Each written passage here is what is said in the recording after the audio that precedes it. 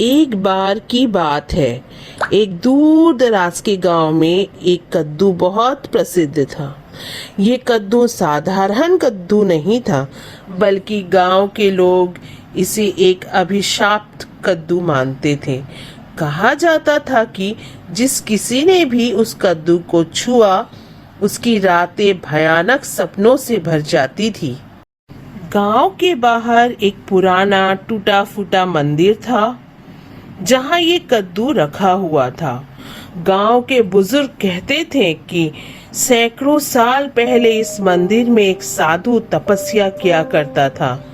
वो साधु बहुत क्रूर और गुस्सैलू था।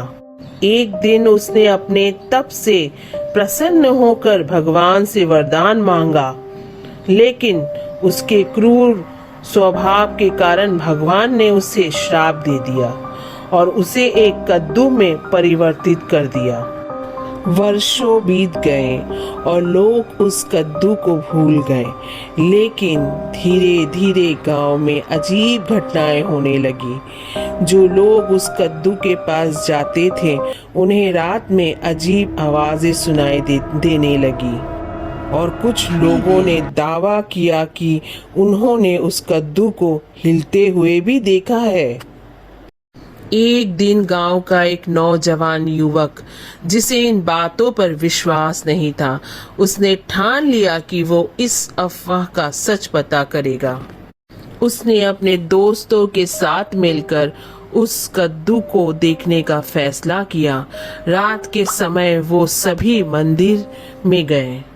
जैसे ही वो मंदिर के अंदर दाखिल हुए, वहां की हवा भारी और ठंडी हो गई। कद्दू एक छोटे से चबूतरे पर रखा हुआ था और उसके चारों ओर बेजान मोमबत्तियों की रोशनी टिमटिमा रही थी। नौजवान युवक ने जैसे ही कद्दू को छुआ, अचानक ही मंदिर की सारी मोमबत्तियां एक साथ बुझ गई। एक गहरी गूंजती हुई हंसी चारों ओर फैल गई। कद्दू की आंखें चमकने लगी और उसमें से धुआं निकलने लगा। उस धुएं से एक भूतिया आकृति प्रकट हुई, जो उस क्रूर साधु की आत्मा थी।